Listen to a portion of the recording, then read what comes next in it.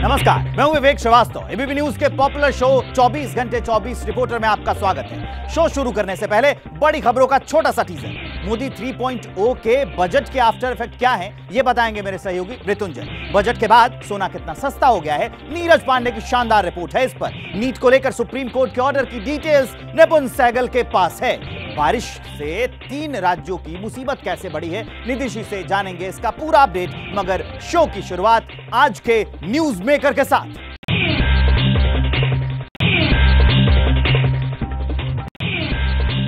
आज मोदी सरकार के तीसरे कार्यकाल का बजट पेश किया गया, लेकिन बजट पेश होने के ठीक बाद इंडिया अलायंस ने सरकार को घेरने की रणनीति तैयार कर ली है। मॉनसून सत्र में विपक्ष की क्या रणनीति होगी, इसे लेकर बैठक थी, लेकिन बजट के बाद हुई मीटिंग में बड़ा फैसला ये हुआ कि बिहार और आंध्र प्रदेश को बजट में मिले बड़े आवंटन और बाकी राज्यों को इग्नोर करने को लेकर इंडिया अलायंस अब एग्रेसिव रुख अपनाएगा। विपक्षी गठबंधन का आरोप है कि मोदी सरकार ने बजट में गैर बीजेपी राज्यों के साथ भेदभाव किया है, इन राज्यों का हक मारा गया है। इसी मुद्दे को उठाने के लिए विपक्षी गठबंधन ने प्रदर्शन का ऐलान किया है। राज्यों को उनका हक नहीं दिया गया है। हम सरकार के खिलाफ अपना प्रोटेस्ट दर्ज कराएंगे कल 10:30 बजे।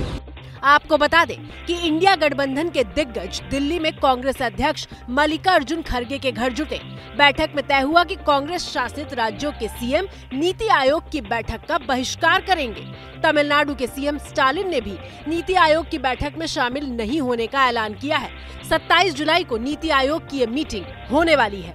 ममता बनर्जी 26 जुलाई को दिल्ली पहुंच रही हैं। नीति आयोग की बैठक को लेकर ममता का क्या फैसला रहेगा, इस पर सस्पेंस है।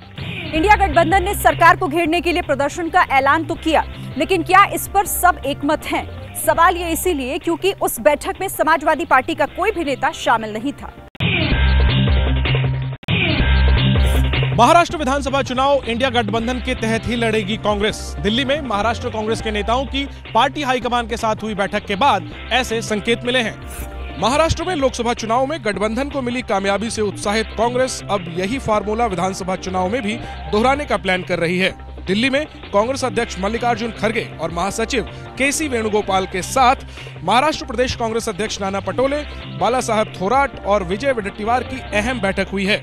इस बैठक में जिन अहम मसलों पर बात हुई, उनमें महाराष्ट्र में विधानसभा चुनाव में गठबंधन के साथ सीटों का बंटवारा, विधान परिषद चुनाव में क्रॉस वोटिंग करने वाले विधायकों के खिलाफ कार्रवाई जैसे मुद्दे शामिल थे।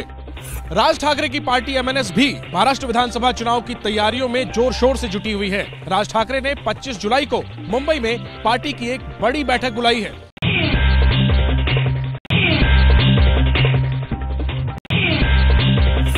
राष्ट्रीय मेडिकल प्रवेश परीक्षा यानी नीट दोबारा आयोजित नहीं होगी। सुप्रीम कोर्ट ने दोबारा परीक्षा का आदेश देने से मना कर दिया है। कोर्ट ने कहा है कि परीक्षा में गड़बड़ी इतनी व्यापक नहीं थी जिसके चलते लाखों छात्रों को दोबारा परीक्षा देने के लिए मजबूर किया जाए। चीफ जस्टिस डीवाई चंद्रचूड़ की अध्यक्षता वाली 3 जजों की बेंच ने कई दिनों तक चली सुनवाई के बाद फैसला दिया है। कोर्ट ने सीबीआई की जांच रिपोर्ट के आधार पर यह माना है कि परीक्षा का पेपर हजारीबाग के एक सेंटर से लीक हुआ। कोर्ट ने यह भी कहा है कि दोबारा परीक्षा के आयोजन से एकेडमिक सेशन में देरी होगी और छात्रों की पढ़ाई भी देरी से शुरू हो पाएगी। लोग इन्वॉल्व है, किसी को भी बख्शा नहीं जाएगा। सभी के ऊपर कड़ी से कड़ी कानूनी कार्रवाई की जाएगी। क्वांटम फिजिक्स के एक सवाल को लेकर विवाद था, जिसके 2 विकल्पों के लिए एनटीए ने पूरे अंक दिए थे। आईआईटी दिल्ली की रिपोर्ट को देखने के बाद सुप्रीम कोर्ट ने विकल्प 4 को सही करार दिया है और कहा है कि एनटीए दोबारा नीट के रिजल्ट घोषित करे। सुप्रीम कोर्ट ने अपने आदेश में इस बात को भी दर्ज किया है कि केंद्र सरकार ने इसरो के पूर्व अध्यक्ष राधाकृष्णन की अध्यक्षता में 7 सदस्यीय कमेटी बनाई है, जो भविष्य में परीक्षा में गड़बड़ी रोकने की दिशा में काम करेगी।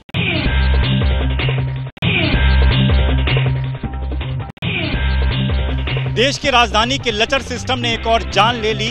यूपीएससी के होनहार छात्र की सड़क पर करंट लगने से मौत हो गई और अब सियासत इस पर उफान पर है। तस्वीरें विचलित कर सकती हैं, लेकिन देखनी जरूरी हैं, क्योंकि ये धुंधली तस्वीरें इस बात की तस्दीक करती हैं कि देश की राजधानी का सिस्टम कितना बेशर्म और लचर हो चुका है। लोहे के गेट से लटका एक बेजान शरीर साक्षात सबूत है कि सत्ता के लिए सौगंध खाने वालों के लिए आम आदमी की जान की कीमत क्या है। यहाँ पे जो है उनको काफी मतलब वो चिपके हुए गेट पे उनका हाथ भी स्टक था। वो आप खिले देख रहे हैं वो दरवाजे में, उसमें वो हाथ ऐसे फंसा हुआ था। तो हम लोगों ने कोशिश बहुत की, लेकिन वो हो नहीं पाया कुछ। दिल्ली के राजेंद्र नगर का वाकया है। 26 साल का नीलेश यूपीएससी की तैयारी कर रहा था। प्रीलिम्स क्लियर कर चुका था। मेंस की तैयारी के लिए लाइब्रेरी से पढ़ाई कर लौट रहा था। गली के गेट के बाहर पानी भरा था और गेट में करंट फैला हुआ था। नीलेश उसी करंट की चपेट में आ गया। पास में कपड़े प्रेस करने वाली एक महिला ने जब चीख की आवाज सुनी तो दौड़ लगाई, लेकिन पानी में करंट होने से कोई भी बचाने नहीं पहुंच सका। फिर मैं छतरी लेके आई, तब मैंने देखा। फिर मैं उसको देखने के बाद इतना रोई, अरे चलियो इसको बचाओ, इसे बचाओ। उसको देख के हम इतना घबरा गए कि हम पराया नहीं गए, अरे इसे बचाओ, इसे बचाओ। पुलिस ने केस दर्ज कर लिया है। पता लगाया जा रहा है कि गेट में करंट कैसे दौड़ा। तो दूसरी ओर मामले पर राजनीति भी उफान पर है। बीजेपी ने नीलेश की मौत को हादसा नहीं हत्या करार देते हुए केजरीवाल सरकार को घेरा। स्वाति मालीवाल ने भी करंट से मौत को लेकर सरकारी सिस्टम पर हमला बोला है। दिलचस्प बात यह है कि स्वाति मालीवाल आम आदमी पार्टी की राज्यसभा सांसद हैं। दिल्ली में आम आदमी पार्टी की सरकार है और एमसीडी में भी आम आदमी पार्टी का कब्जा है। पटना में दलित सेना के कार्यकर्ताओं पर पुलिस ने लाठीचार्ज किया। दलित सेना के कार्यकर्ता दफदार और चौकीदार में बहाली प्रक्रिया के बदलाव के विरोध में प्रदर्शन कर रहे थे। हाथों में रामविलास पासवान का पोस्टर लिए दलित सेना के कार्यकर्ता विधानसभा का घेराव करने निकले थे। जैसे ही नारेबाजी करती भीड़ जेपी गोलंबर के पास पहुंची, पुलिस ने उन्हें रोक लिया। रोके जाने पर दलित सेना के कार्यकर्ताओं का हंगामा और बढ़ गया। नारेबाजी कर रहे प्रदर्शनकारी पुलिस से भिड़ गए। हंगामा कर रहे प्रदर्शनकारियों को कंट्रोल करने के लिए पुलिस ने लाठीचार्ज किया। लाठीचार्ज में कई प्रदर्शनकारी घायल हो गए। ये चौकीदारी दफादारी को खत्म किया जा रहा है सर। हम लोग पूरा पासवान जाति और दलितों का अधिकार के लिए, कोई पार्टी पॉलिटिक्स नहीं है। पासवान समाज सीधा आर पार के लड़ाई लड़ने आ रहे हैं। दलित सेना के कार्यकर्ता दफादार और चौकीदार की बहाली की प्रक्रिया में बदलाव का विरोध कर रहे थे। इनका आरोप है कि नीतीश सरकार ने बहाली की प्रक्रिया को जटिल बना दिया है। दलित सेना दफादार और चौकीदार प्रक्रिया की पुरानी बहाली की मांग कर रही है। केंद्रीय मंत्री चिराग पासवान ने इस संदर्भ में सीएम नीतीश कुमार से भी मुलाकात की थी। दिल्ली की कोर्ट में जमकर मारपीट की वीडियो वायरल हो रही है। मारपीट के वक्त पुलिस भी मौजूद थी, लेकिन फिर भी मारपीट होती रही। वजह जानकर हैरान रह जाएंगे आप। इसने मारा, उसने मारा, किसने नहीं मारा। लात मारी, दनादन घूंसे बरसाए गए। यकीन करेंगे कि यह हंगामा और मारपीट का किस्सा कोर्ट का है।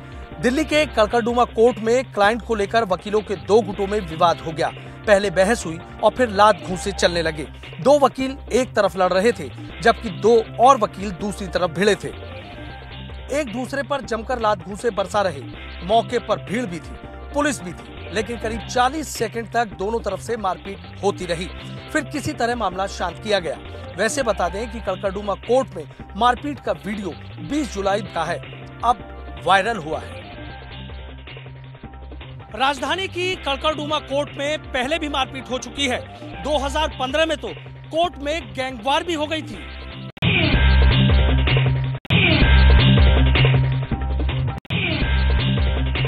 गुजरात में चांदीपुरा वायरस के 13 नए संदिग्ध मामले सामने आए हैं। 5 मरीजों की मौत हो गई है और अब तक 35 से ज्यादा लोग अपनी जान गंवा चुके हैं। गांधीनगर वलसाड़ से सूरत तक एक जैसी दहशत है। अस्पतालों में मरीजों की भीड़ बढ़ रही है। गुजरात के 33 में से 16 जिलों में संक्रमण के केस आ चुके हैं। एक दिन पहले 55 सैंपल्स में से 22 और मरीजों में वायरस कंफर्म हो चुका है, जिसके साथ गुजरात में वायरस से संक्रमण के करीब 90 मामले हो चुके हैं। अब तक 36 मरीजों की मौत हो चुकी है। लिहाजा इस जानलेवा वायरस के बारे में जान लीजिए। चांदीपुरा वायरस का संक्रमण बच्चों में ज्यादा देखा जा रहा है। वायरस मच्छरों के जरिए इंसानों में फैलता है। संक्रमण से इंसेफ्लाइटिस होने का खतरा होता है। मस्तिष्क के टिश्यूज में सूजन या जलन होने लगती है। आमतौर पर तेज बुखार इसका शुरुआती लक्षण होता है। चांदीपुरा वायरस के लिए अब तक कोई वैक्सीन नहीं है। लक्षण देखकर ही इलाज हो सकता है। चांदीपुरा वायरस की तरह ही निपाह और जिका वायरस से बचा जा सकता है। केरल में निपाह वायरस से एक और मौत हो चुकी है। महाराष्ट्र में जिका वायरस के कई मामले सामने आ चुके हैं। जिका वायरस एडिज मच्छरों के काटने से फैलता है, जबकि निपाह वायरस खास तौर पर चमगादड़ों से फैलता है। वैसे तीनों ही वायरस करीब करीब एक जैसे ही होते हैं, लक्षण भी एक जैसे ही होते हैं। चांदीपुरा वायरस 1966 में पहली बार नागपुर के चांदीपुरा में मिला था। 2004 से 2006 और 2019 में आंध्र प्रदेश, गुजरात और महाराष्ट्र में चांदीपुरा वायरस से 300 से ज्यादा बच्चों की जान चली गई थी। भारी बारिश से मध्य प्रदेश और छत्तीसगढ़ के कई इलाके पानी पानी। लगातार हो रही बारिश से कहीं सड़क बही तो कहीं पुल पानी में डूबा।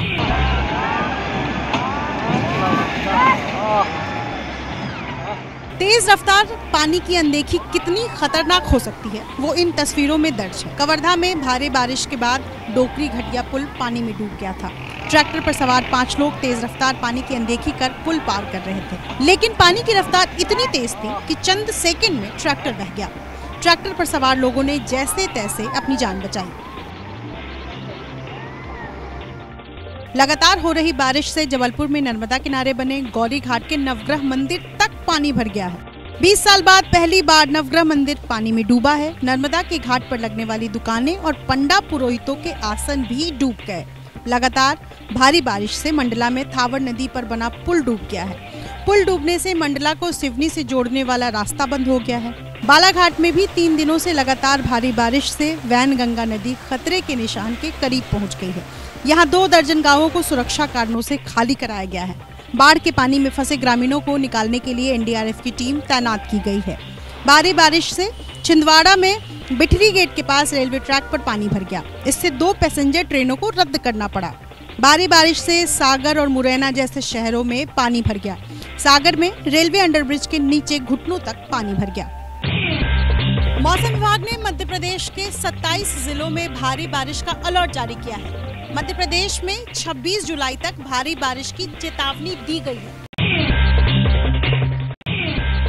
भारी बारिश के कारण गुजरात और यूपी में भी हालात खराब हैं।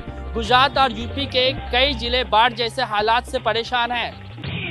भारी बारिश से सूरत के हिमात गांव में मंदिर पानी में डूब गया है। सूरत में पिछले कई दिनों से लगातार बारिश हो रही है। बाढ़ के खतरे को देखते हुए सूरत के कई ग्रामीण इलाकों को खाली कराया गया है। राजकोट के ग्रामीण इलाकों में बाढ़ का संकट मंडरा रहा है।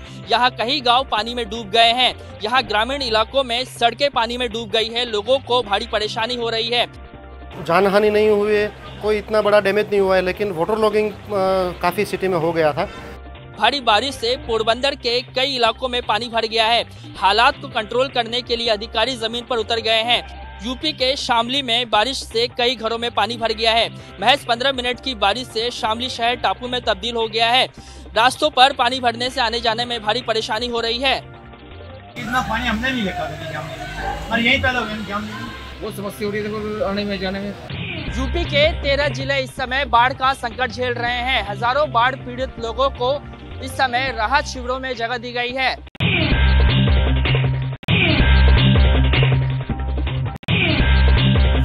ईस्ट अफ्रीकी देश इथियोपिया से दर्दनाक खबर सामने आई। बैक टू बैक 2 लैंडस्लाइड की वजह से सैकड़ों लोगों की जान चली गई। खराब मौसम की वजह से रेस्क्यू ऑपरेशन में भी दिक्कतें आ रही हैं। इन तस्वीरों को जिसने भी देखा सहम उठा। एक शख्स अपने औलाद और अपने परिवार को ढूंढने के लिए जमीन खोद रहा है। काफी देर तक इसी तरह मिट्टी हटाता रहा। ऐसा इसलिए क्योंकि बचाने के लिए न साधन है न सरकार। कुदरत ने एक झटके में सब कुछ खत्म कर दिया। दक्षिणी इथियोपिया के केंचू साचा गोची जिले में भारी बारिश के बाद लैंडस्लाइड हो गई। 2 बार पहाड़ दरक गया। जब तक कोई संभल पाता सैकड़ों लोग जमीन में दब गए। गर्भवती महिलाएं, छोटे छोटे बच्चे मौत की नींद सो गए। बताया जा रहा है कि मृतकों में कम से कम 50 महिलाएं शामिल हैं। दुख की बात यह है कि राहत बचाव की टीम जब मौके पर पहुंची तब मलबा हटाने के लिए कोई हेवी इक्विपमेंट तक नहीं था। रेस्क्यू टीम के मुताबिक अभी भी कई शव मिट्टी के नीचे दबे हुए हैं, इसलिए कई लोग हाथों से ही मिट्टी हटाने में लगे हुए हैं। खुद ही बचाव के काम में जुटे हुए हैं लोग। इथियोपिया में गोफा नाम की जिस जगह लैंडस्लाइड हुई वो राजधानी अदिस अबाबा से 320 किलोमीटर दूर है। पुलिस का कहना है जब पहली लैंडस्लाइड के बाद लोग शरण लेने के लिए सुरक्षित जगह का रुख कर रहे थे, जब एक दूसरे को खाना दे रहे थे, उसी दौरान दूसरी बार पहाड़ दरक गया। इथियोपिया उन देशों में शामिल है जो हाल के महीनों में बाढ़ और बारिश की वजह से सबसे ज्यादा प्रभावित रहा है। इसी साल मई में बाढ़ और बारिश की वजह से हजारों लोगों को अपना घर छोड़ना पड़ा, वहीं कई लोगों की मौत भी हुई है। यमन पोर्ट के अटैक के बाद हुती विद्रोही ने इजराइल को धमकी दी है। हुती बागियों ने इजराइल को इसके गंभीर नतीजे भुगतने पड़ेंगे ऐसी धमकी दी है। अल हुदैदा पोर्ट पर उठती आग की लपेटों ने इजराइल के खिलाफ जंग की और एक चिंगारी को भड़का दिया है। इजराइल के अटैक से नाराज हुती बागियों ने इजराइल को टारगेट करने का ऐलान किया है। ईरान समर्थित हुती विद्रोहियों ने इजराइल पर ड्रोन अटैक किया था। इसके जवाब में इजराइल ने हुती बागियों के कब्जे वाले अल हुदैदा पोर्ट को निशाना बनाया था। हुती बागियों ने ऐलान किया है कि वो अब इजराइल से लंबी लड़ाई लड़ेंगे। इसी बीच यमन में बिगड़ते हालात को कंट्रोल करने के लिए हुती विद्रोहियों ने और यमन की सरकार में समझौता हुआ है। दोनों पक्ष लेन देन से जुड़े विवाद को सुलझाने पर सहमत हो गए हैं। समझौते के बाद सना और अम्मान के लिए फ्लाइट भी शुरू हो गई है। अल हुदैदा पोर्ट पर हुए अटैक से यमन में मानवीय संकट भी खड़ा हो गया है, क्योंकि इसी पोर्ट से यमन को तेल समेत तमाम जरूरी साजा सामान की सप्लाई होती है। विद्रोहियों के कब्जे वाले कुछ इलाकों में जरूरी सामान की सप्लाई इस पोर्ट से होती थी, इसलिए इजराइल के इस अटैक से हुती बागियों भड़क उठे हैं। आरक्षण विरोधी आंदोलन की आग में झुलस रहे बांग्लादेश में हालात अब भी तनावपूर्ण बने हुए हैं। भले ही सरकार के आरक्षण के फैसले को सुप्रीम कोर्ट ने रद्द कर दिया हो, लेकिन आंदोलनकारी अब भी सड़क पर डटे हुए हैं। आरक्षण विरोधी आंदोलन को काबू करने के लिए बांग्लादेश के कई इलाकों में अब भी कर्फ्यू लगा हुआ है।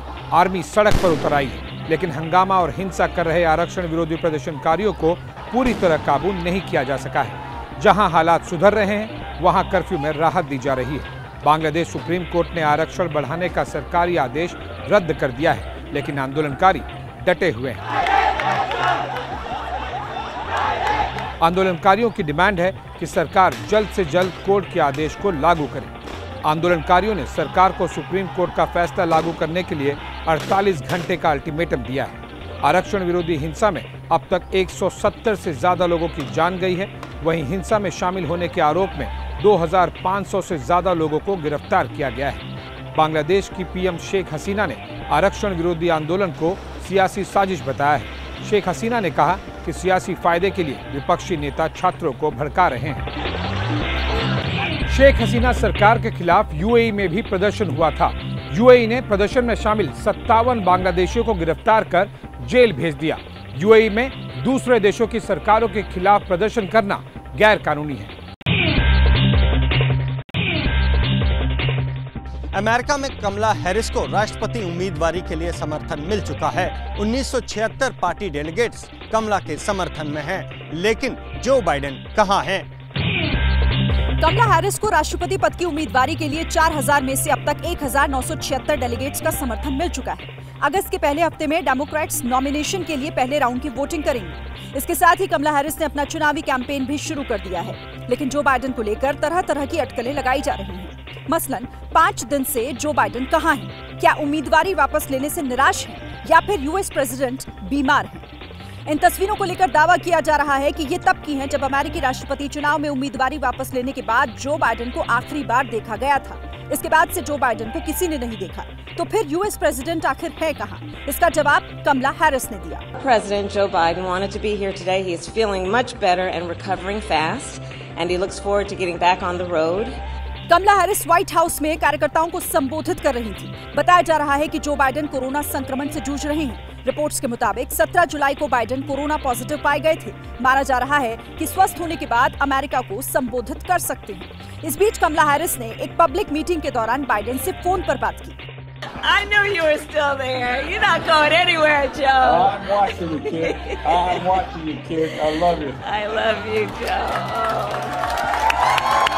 इस बीच कमला हैरिस की उम्मीदवारी को लेकर तमिलनाडु में भी जोश है। असल में कमला हैरिस की मां का नाम श्यामला गोपालन हैरिस है, जो भारतीय मूल की हैं और जानी मानी कैंसर साइंटिस्ट हैं। गोपालन चेन्नई में जन्मी थी और फिर अमेरिका चली गई। वहीं हैरिस के पिता का नाम डोनाल्ड जे हैरिस है, जो जमैका मूल के हैं। कमला हैरिस जब 5 साल की थी तभी उनके माता पिता का तलाक हो गया था।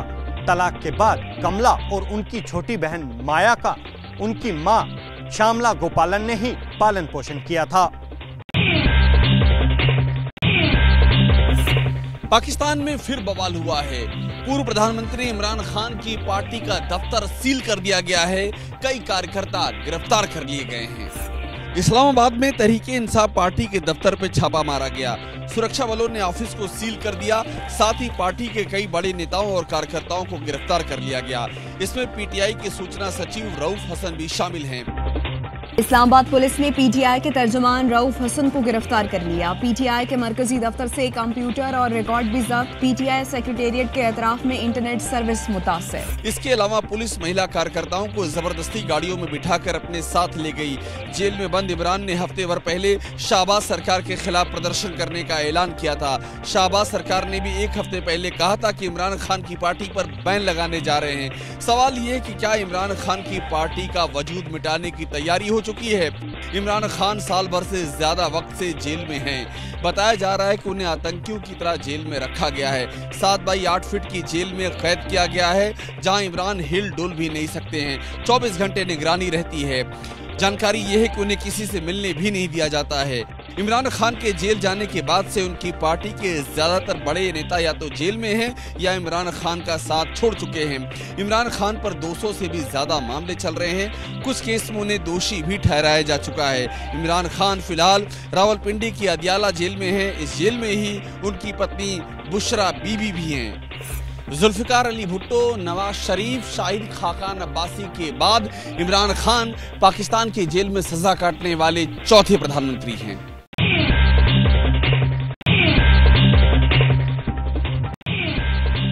मोदी 3.0 बजट के टैक्स स्लैब में इस बार टैक्स की छूट की उम्मीद लगाए हुए मिडिल क्लास को नाउम्मीदी हाथ लगी है।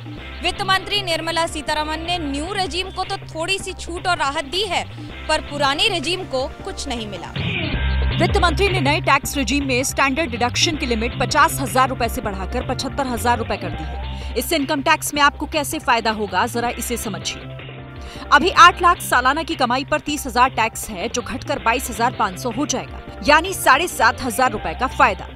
10 लाख सालाना आय पर अभी 52,500 टैक्स है। नया टैक्स होगा तो 42,500 यानी 10,000 रुपए का फायदा होगा। 12 लाख की सालाना आय पर अभी 82,500 टैक्स है, जो घटकर 68,750 रुपए होगा, यानी 13,750 का फायदा। 14 लाख की आय पर अभी 1,20,000 टैक्स है, जो 1,05,000 हो जाएगा, यानी स्लैब में 15,000 का फायदा होगा। 15 लाख की आय पर नया टैक्स 1,25,000 होगा, यानी यहाँ भी 15,000 का फायदा। 20 लाख आय पर अभी 2,85,000 टैक्स लगता है, अब 2,67,500 लगेगा, यानी 17,500 रुपए का फायदा। सरकार ने नए बजट में नए टैक्स रिजीम में टैक्स स्लैब में बदलाव किया है। अलग अलग स्लैब में लिमिट बढ़ाई गई है। As a result of these changes, a salaried employee in the new tax regime stands to save up to 17,500 rupees in income tax. नए टैक्स रिजीम में 3 लाख रुपए तक की सालाना आय पर कोई टैक्स नहीं लगेगा। 3 से 7 लाख रुपए पर 5% टैक्स लगेगा। 7 लाख से 10 लाख रुपए तक 10%, 10 से 12 लाख रुपए तक 15%, 12 से 15 लाख रुपए तक 20%, 15 लाख से ऊपर 30% टैक्स लगेगा। इस बजट में एनपीएस को लेकर भी घोषणा की गई है। अब तक किसी भी प्राइवेट कंपनी के कर्मचारी को अपनी बेसिक सैलरी के 10% कंट्रीब्यूशन पर ही टैक्स की छूट मिलती थी। इसे बढ़ाकर अब 14% कर दिया गया है।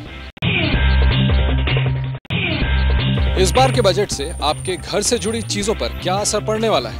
वित्त मंत्री ने क्या सस्ता किया और क्या महंगा कर दिया, आइए जानते हैं। बजट में जो चीजें सस्ती हुई हैं वो है मोबाइल फोन, मोबाइल चार्जर, सोना चांदी, कैंसर की दवाएं, x ray, lithium, marine products, solar panel, platinum, तांबा, electric vehicles, leather footwear, PVC flex banner. Mobile phone और चार्जर करीब 15% सस्ते हो जाएंगे क्योंकि सरकार ने बजट में मोबाइल फोन पार्ट्स पर कस्टम ड्यूटी घटा दी है। अब जरा एक नजर उन चीजों पर जो कि इस बजट के बाद महंगी हो गई हैं। टेलीकॉम उपकरण, chemical, petrochemical, plastic. I propose to increase the BCD from 10 to 15% on PCBA of specified telecom equipment. वित्त मंत्री ने टेलीकॉम के सामान पर बेसिक कस्टम ड्यूटी 10% से बढ़ाकर 15% कर दिया है। इसलिए अब टेलीकॉम के उपकरण महंगे मिलेंगे।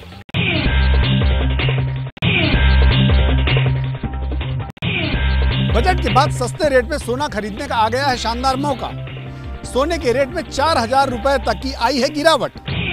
सोने के रेट इसलिए घटे क्योंकि वित्त मंत्री निर्मला सीतारमण ने सोने पर कस्टम ड्यूटी 6% कम करने की घोषणा की। इसका असर ये हुआ कि सोने चांदी की कीमतों में जबरदस्त गिरावट आ गई। मल्टी कमोडिटी एक्सचेंज MCX पर आज सोने के रेट में 4,000 रुपए तक की गिरावट देखी गई।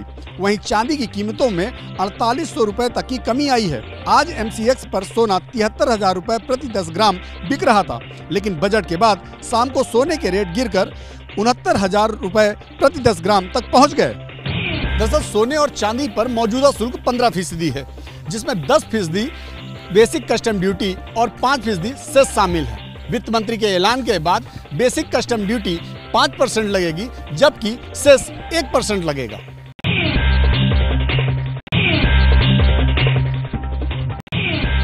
केंद्रीय बजट को शेयर बाजार से नहीं मिला अच्छा रिस्पांस। बजट के दिन शेयर बाजार में जोरदार उतार चढ़ाव देखने को मिला। संसद के भीतर जब वित्त मंत्री निर्मला सीतारमण बजट पेश कर रही थी, उसी दौरान मुंबई में शेयर बाजार में हलचल पैदा हो गई। सेंसेक्स और निफ्टी दोनों में गिरावट दिखी। ऐसा इसलिए हुआ क्योंकि वित्त मंत्री ने बजट में इक्विटी और इंडेक्स ट्रेड पर सिक्योरिटीज ट्रांजैक्शन टैक्स 0.01% से 0.02% कर दिया। शॉर्ट टर्म कैपिटल गेन को भी 15 से बढ़ाकर 20% किया गया। Long term capital gain tax को 10% से बढ़ाकर 12.5% कर दिया था। इसका असर ये हुआ कि शेयर बाजार एक वक्त 1100 अंकों से ज्यादा गिर गया था। हालांकि बाजार ने बाद में रिकवरी कर ली थी, लेकिन फिर भी सेंसेक्स और निफ्टी दोनों मामूली गिरावट के साथ बंद हुए। सेंसेक्स आज 73 अंक की गिरावट के साथ 80,429 पर बंद हुआ। निफ्टी 30 अंक की गिरावट के साथ 24,479 पर बंद हुआ। बजट में एक फैसला कॉर्पोरेट टैक्स को भी लेकर लिया गया है। सरकार ने विदेशी कंपनियों को लुभाने के लिए कॉर्पोरेट टैक्स रेट 40% से घटाकर 35% कर दिया है।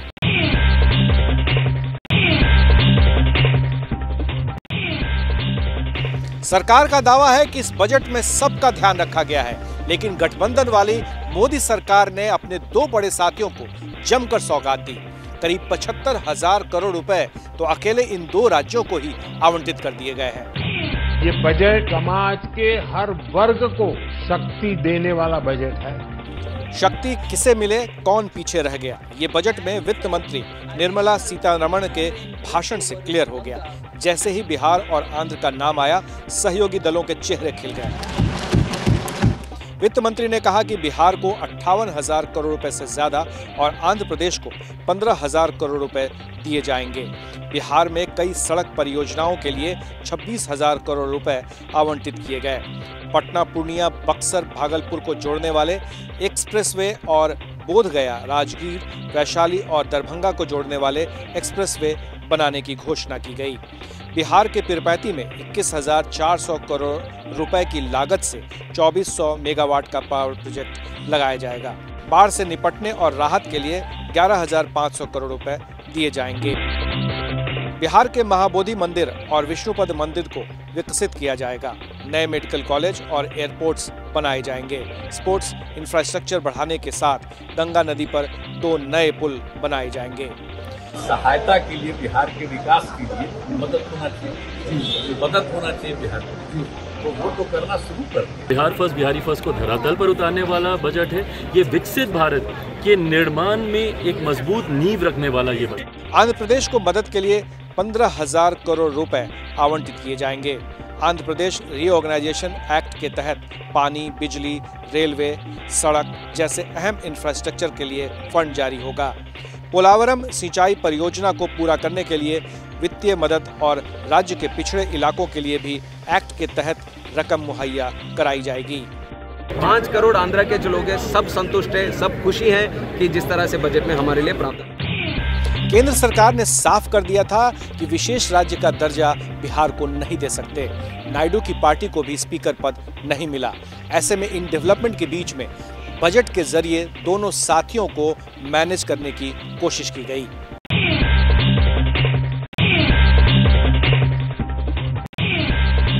मोदी सरकार के इस बजट पर जमकर सियासत भी हुई। पश्चिम बंगाल और पंजाब जैसे राज्यों ने केंद्र सरकार पर उपेक्षा का आरोप लगाया तो कई विपक्षी पार्टी के नेताओं ने इसे कागजी और सत्ता बचाने वाला बजट करार दिया। तस्वीरें संसद के ठीक बाहर की है। महाविकास आघाड़ी के सांसदों ने जमकर प्रोटेस्ट किया। कहा सरकार ने महाराष्ट्र को कुछ नहीं दिया और इसमें महाविकास आघाड़ी के तमाम सांसद हैं। महाराष्ट्र के विपक्षी सांसदों के अलावा पंजाब के सांसदों ने भी बजट को लेकर अपनी नाराजगी जाहिर की। कांग्रेस सांसदों ने नारेबाजी की, आरोप लगाया कि क्योंकि पंजाब से बीजेपी को कोई सीट नहीं मिली इसीलिए पंजाब से भेदभाव किया गया। हमें ऐसा महसूस हुआ कि ये पूरे का पूरा बजट केवल अलायंस पार्टनर को खुश करने के लिए रखा गया है। प्रदर्शन तो केजरीवाल की पार्टी ने भी किया, लेकिन मसला बजट नहीं, केजरीवाल की रिहाई का था। हालांकि इस सबके बीच जब प्रधानमंत्री नरेंद्र मोदी अपने तीसरे टर्म के इस बजट को समावेशी बता रहे थे, तब राहुल गांधी, अखिलेश यादव समेत दूसरे नेताओं ने बजट को जन विरोधी बताया। इन नौजवानों को अनगिनत नए अवसर देने वाला बजट, ये मिडिल क्लास को नई ताकत देने वाला बजट। ये बजट नाउम्मीदी का है। इनके जितने भी बजट हैं वो बजट इसी तरह बन रहे हैं कि अमीर अमीर होता रहे, गरीब गरीब होता रहे। जो आम जनता की दिक्कतें हैं उसको लेकर केंद्र सरकार बिल्कुल भी सीरियस नहीं। बंगाल के तृणमूल सांसदों ने भी बजट का बॉयकॉट किया। हमें कुछ नहीं कहेंगे, हमें कोई टिप्पणी करना नहीं है। It's a political bias budget को लेकर आमतौर पर विपक्षी पार्टियों का कुछ ऐसा ही रिएक्शन पहले भी सामने आता रहा है, लेकिन इस बार शत्रुघ्न सिन्हा ऐसे कुछ सांसद भी सामने आए हैं जिन्होंने कैंसर की दवा सस्ते किए जाने के सरकार के कदम की जमकर तारीफ भी की। बिहार को विशेष राज्य के दर्जे की मांग केंद्र से खारिज होने के बाद सियासत में उबाल आ गया है। बिहार विधानसभा के बाहर विपक्ष ने स्पेशल स्टेटस की मांग को लेकर प्रदर्शन किया। हाथों में झुनझुना, बैनर और पोस्टर लिए महागठबंधन के विधायकों ने पटना में विधानसभा परिसर में हंगामा किया। विपक्षी विधायक मांग कर रहे थे कि बिहार को विशेष राज्य का दर्जा दिया जाना चाहिए। महागठबंधन के विधायकों ने आरोप लगाया कि केंद्र सरकार ने बिहार के साथ विश्वासघात किया है, इसलिए अब नीतीश कुमार को केंद्र सरकार से समर्थन वापस ले लेना चाहिए। बिहार को बजट में झुनझुना मिला है, ये नीतीश कुमार जी वापस ले समर्थन केंद्र से। बजट में केंद्र सरकार ने बिहार के लिए स्पेशल पैकेज का ऐलान किया, लेकिन विपक्षी पार्टियां इससे खुश नहीं हैं। विपक्ष का कहना है कि स्पेशल पैकेज के नाम पर बिहार को झुनझुना थमा दिया गया। तो मांग था नीतीश कुमार जी के, पूरा नहीं हुआ, ऊपर हमको उधर से हट जाना चाहिए। विशेष राज्य के दर्जे को लेकर बिहार में सियासत पुरानी है। जेडीयू एनडीए की प्रमुख भागीदार है, इसलिए विपक्ष नीतीश को इस मुद्दे पर घेर रहा है। बिहार में पेपर लीक के खिलाफ सख्त कानून बनाने की तैयारी है। नीतीश सरकार बुधवार को विधानसभा में पेपर लीक कानून से जुड़े हुए विधेयक को पेश करेगी। बिहार सरकार के प्रस्तावित कानून में पेपर लीक के दोषियों को 3 से 10 साल की सजा का प्रावधान है। साथ ही 10 लाख से 1 करोड़ रुपए के जुर्माने का प्रावधान भी प्रस्तावित कानून में है। पेपर लीक के खिलाफ प्रस्तावित कानून राज्य सरकार की होने वाली सभी परीक्षाओं में लागू होगा। प्रस्तावित कानून में सभी अपराध गैर जमानती होंगे। बिहार में विपक्ष ने पेपर लीक को मुद्दा बनाया था। इसके बाद सीएम नीतीश कुमार ने पेपर लीक के खिलाफ सख्त कानून बनाने की बात कही थी। बिहार के सीएम नीतीश कुमार ने बिहार विधानसभा के मानसून सत्र में पेपर लीक के खिलाफ नया बिल लाने का ऐलान किया था। महाराष्ट्र की सियासत में एक नया गठबंधन नजर आया। मुंबई क्रिकेट एसोसिएशन अध्यक्ष पद के चुनाव में देवेंद्र फडणवीस के सपोर्ट से शरद पवार और उद्धव गुट का कैंडिडेट जीत गया। ये तस्वीरें ज्यादा पुरानी नहीं है।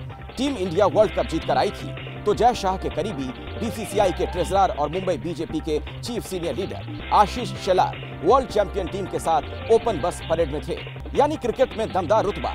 इन्हीं आशीष शेलार ने एमसीए चुनाव के लिए अपने कैंडिडेट संजय नाइक को उतारा, लेकिन पता चला है कि शेलार के कैंडिडेट के साथ खेल हो गया। सूत्रों के मुताबिक देवेंद्र फडणवीस ने पवार और उद्धव के कैंडिडेट अंजिक्य नाइक का सपोर्ट किया। इसकी वजह से आशीष शेलार खेमे वाले संजय नाइक चुनाव हार गए। अंजिक्य नाइक को 221 वोट मिले तो वहीं संजय नाइक को 114 वोट मिले। वर्ल्ड कप में भारत पाकिस्तान मैच के बाद अध्यक्ष अमोल काले का आकस्मिक निधन हो गया। अमोल काले का परिवार और उप मुख्यमंत्री देवेंद्र फडणवीस भी अंजिक्य के लिए भावनात्मक समर्थन में थे।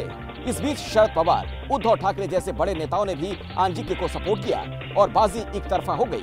अंजिक्य ने 107 वोट से जीत हासिल की। अंजिक्य नायक पिछले 2 सालों से एमसीए से जुड़े हुए थे, साथ ही सचिव के तौर पर बहुत सक्रियता के साथ वो काम करते रहे। अध्यक्ष थे अमोल काले, उनके साथ मिलकर भी इस पद पर वो काम कर रहे थे। पुलिस की कस्टडी में एक जीप ऐसे बेकाबू हुई कि एक आदमी की जान संकट में पड़ गई। यह हादसा हुआ मथुरा में, जहां बेकाबू जीप दुकान में जा घुसी। तेज रफ्तार कैसे पलक झपकते ही जान पर भारी पड़ती है, उसकी बानगी ये तस्वीर है। चंद सेकंड में तेज रफ्तार बेकाबू जीप दुकान में जा घुसी, किसी को संभलने का वक्त भी नहीं मिला। यह हादसा मथुरा के मेहमदपुर बाईपास के पास हुआ। यहाँ 2 गाड़ियों की टक्कर हो गई थी। पुलिस जीप को लेकर थाने जा रही थी, तभी ड्राइवर की लापरवाही और तेज रफ्तार के कारण गाड़ी बेकाबू हो गई और दुकान में जा घुसी। दुकान के काउंटर पर बैठा शख्स जीप की चपेट में आ गया। मौके पर पहुंचे लोगों ने जीप को धक्का किया और घायल को बाहर निकाला। घायल को तत्काल अस्पताल ले जाया गया। हादसे से गुस्साए लोगों ने जीप ड्राइवर के साथ बदसलूकी भी की, हंगामा भी किया। हादसे के लिए पुलिस पर सवाल इसलिए भी उठ रहे हैं क्योंकि जब हादसा हुआ उस वक्त जीप पुलिस की कस्टडी में थी और पुलिस वाले जीप को लेकर थाने जा रहे थे। हादसे के बाद पुलिस वालों ने जैसे तैसे हंगामा कर रहे लोगों को शांत कराया। हादसे के वक्त गाड़ी कौन चला रहा था ये साफ नहीं हो पाया है। मध्य प्रदेश के राजगढ़ में दिल दहलाने वाला हादसा। तेज रफ्तार बेकाबू ट्रक ने 8 लोगों को कुचला, एक की गई जान। बाइक पर सवार 3 लोगों ने सामने से तेजी से आ रही पिकअप को शायद देख लिया था। बचने के लिए बाइक चला रहा शख्स रुका, इससे पहले कि ये लोग रास्ते से हटते तेज रफ्तार पिकअप ने इन्हें कुचल दिया। ये हादसा पिकअप के बेकाबू होने से नहीं हुआ था। अब पूरी तस्वीर देखिए। पिकअप के ठीक पीछे ट्रक आ रहा है। तेज रफ्तार से दौड़ रहे इस ट्रक का ब्रेक फेल हो गया था। ब्रेक फेल होने के बाद बेकाबू हुए ट्रक ने पहले पिकअप को टक्कर मारी, फिर एक के बाद एक 6 गाड़ियों को कुचल दिया। इस हादसे में 68 साल के गोपाल शर्मा की जान चली गई। गोपाल शर्मा बाइक पर सवार थे, उनकी बाइक पिकअप के नीचे आ गई। खाने का सामान लेकर जा रहा ये ट्रक रास्ता भटककर भीड़भाड़ वाले पाराणय चौक बाजार में पहुंच गया था। इसी बीच ट्रक का ब्रेक फेल हो गया और ट्रक ने 6 गाड़ियों को कुचल दिया। हादसे के बाद ट्रक ड्राइवर फरार हो गया। पुलिस फरार ट्रक ड्राइवर की तलाश कर रही है। उत्तरी कश्मीर के बारामूला के बोनियार बाजार में भीषण आग लग गई। अग्निकांड में 10 दुकानें जलकर स्वाहा हो गई। आधी रात के वक्त बोनियार बाजार में अचानक भीषण आग लग गई। रात के अंधेरे में आग की लपटें दूर से ही दिखाई दे रही थी। जब तक लोग अलर्ट होते एक एक कर 10 दुकानें आग की चपेट में आ चुकी थी। स्थानीय लोगों ने सेना और पुलिस को हादसे की खबर दी। पुलिस और सेना के जवानों ने स्थानीय लोगों के साथ मिलकर आग पर काबू पाने की कोशिश की। बाद में फायर ब्रिगेड भी मौके पर पहुंची। जब तक आग पर काबू पाया जाता 10 दुकानें जलकर खाक हो चुकी थी।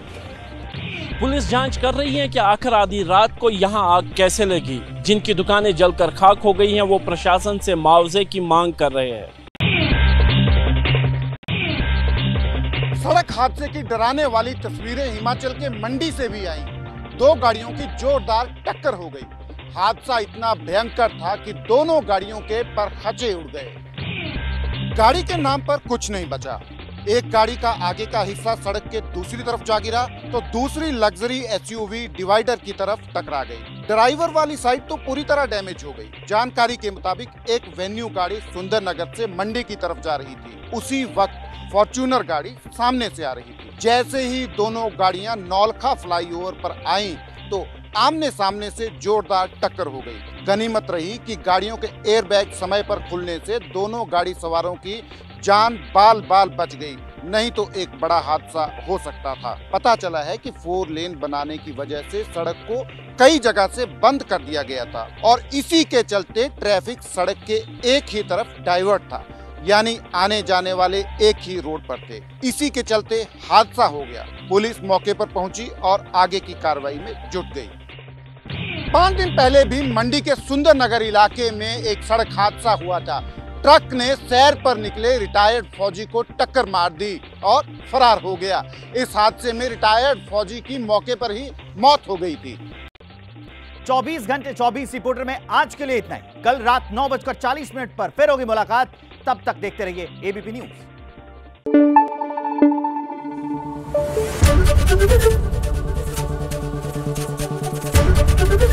एबीपी न्यूज आपको रखे आगे।